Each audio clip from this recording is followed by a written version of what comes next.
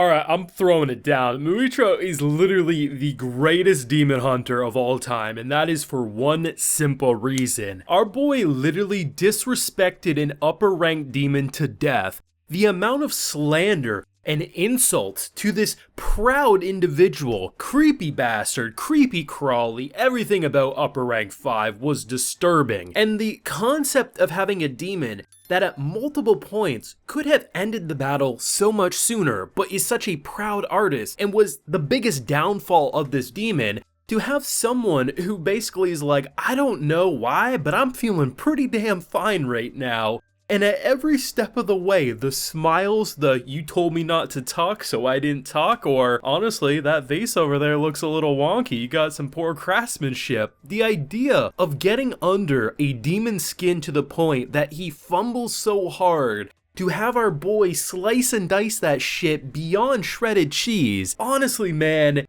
I didn't expect to like him this much. I thought I would like him from the start. I'm a fan of the emotionless characters growing a personality over the course of a show, but I wasn't expecting such a disrespectful fight to end like that, and goddamn am I ready for upper rank force fight now. Full live reaction to this wonderful episode is available on my Patreon. If you do want to see my full uncut thoughts, you can head on over there and consider supporting. I'm loving this season, man. This is hands down my favorite season. They're hitting the emotional sweet spots. They're characterizing in the best way that we know Demon Slayer can do, and literally saved in the nick of time. I mean, our boy, like, there's a moment, so when he gets swallowed by, like, the wooden dragon beast, there's a sound effect that to me sounded like his whole body went crushed, slam, there's nothing left but paste. Like, honestly, that sound effect had me a little worried. I mean, he already destroyed his eardrums, and it's not one of those anime magic moments where he says they're popped and immediately he looks fine.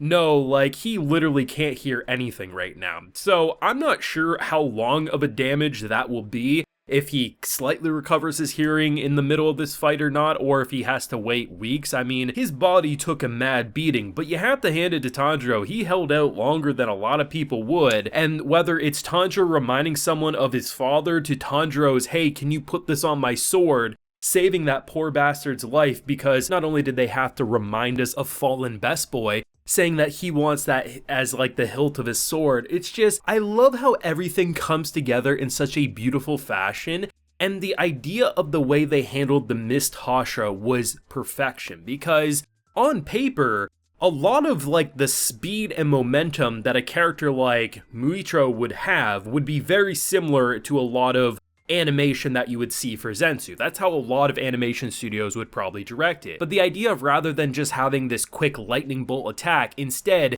they cloud the area with this mist and it's almost like he goes to attack, but that's not where he is because he's just laying these illusions, and the swiftness and almost elegance, it's like a dance that he's doing around this demon, I thought was such a brilliant animation technique. And honestly, I can't deny it, when Snake Boy turns into a literal snake, I thought that was a pretty cool design. I think he's a creepy bastard. I think the idea of eyes talking as mouths, it's weird. He's a very weird creature. But I gotta admit, that snake form was actually pretty damn impressive. And the fact that I'm like, yeah, that's actually a pretty cool form. He's like, only 3 people's ever seen it. I'm like, yeah, that's actually, I mean, you're upper rank 5. The fact that only a few has ever seen it says a lot about how, like, this is a dangerous form, not to mention you are an impressive opponent. And our boy Deadass says, that's a lot of people who've seen it, huh? I'm like, okay, you can't do this to me, buddy.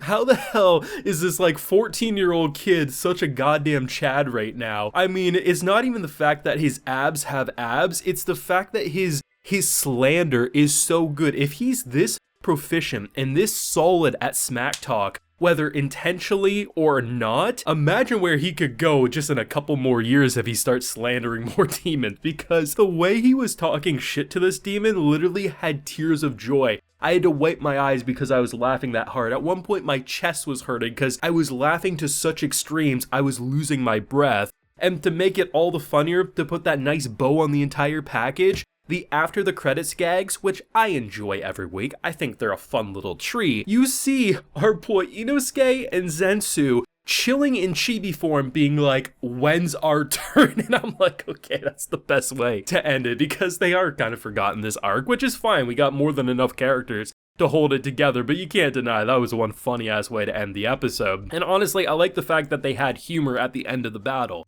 Because when you really consider the fact that he was trapped in a water bubble, had hardly any air, hardly any ability to survive, I mean, he was skewered beyond belief, and he continued to fight, and he's like, yeah, I'm fine, I'm gonna go help Tanjiro, and then he basically passes out. He's choking on his own vomit, basically, because who the hell wouldn't once the adrenaline comes down and you're no longer fighting for your life? But I like the fact that rather than having humor in the middle in that way, like, they had humor in the way of disrespecting a demon, but in terms of emotional, like, showing the backstory with his brother, his family, and everything, they make emotion count where it should. But once it's all said and done, and you're going up against a goofy-ass demon who he could have easily killed the blacksmith at any point, he could have easily killed the people protecting said blacksmith, he could have killed our boy rather than just leaving him in the bubble, but he's arrogant. He's a proud quote-unquote artist. Someone turning their back to him, that's slander. You can't do that. I'm going to kill you after you turn your back and stop what you're doing. Or someone like, you know, just leaving them floating there. He absolutely could have killed all of them at multiple points had he not been what he considers a proud artist, someone who needs the respect. But that's what's great about the demons, is rather than just making them evil for the sake of being evil, you have Upper 4 having one personality literally say, why would you bully this poor cowardly demon? You guys are the villain. Or having a proud artist say, bro, you can't disrespect me. I'm beautiful and I make great art. If we just had every demon be hot-headed, evil, Dio-level personalities, it would grow boring rather fast. These are personalities that feel like they're in the right or they know what's best, and that can and will lead to some of their downfalls. But that's what makes a fight really engaging. You can look from season 1 now all the way to this season, the fights don't feel the same. Yeah, it's swordsmen versus demons, and that's true through and through, but the combination of abilities meets personalities turns this into a wonderful, compelling adventure. While the story of Demon Slayer is basic on paper, the thing that turns it into a complex story is that each character's characterization, their motivations, and the compelling stories both on demon and human side craft this story of wanting to crush all the demons into something that's a lot more meaty in substance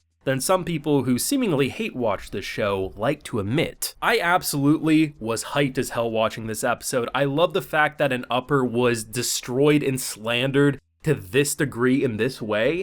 And I'm even more hyped to see my personal favorite demon, Upper Rank 4, go up against our girl now that she is there to save the day, and damn is Demon Slayer going out on a bang this season. Let me know what you're thinking though down below, leave a like if you enjoyed, subscribe if you're new around here, of course ring that bell so you can get notified when I upload more Demon Slayer on the channel, and as I mentioned, full live reaction to this insane episode is available on my Patreon if you're interested, and while you're there you'll also get a video shoutout. So today we have Boughton, Anthoux, Gomasen, Harry Truscott, and Artur Cunha. So I appreciate the support, everyone. Please take care and have a good one.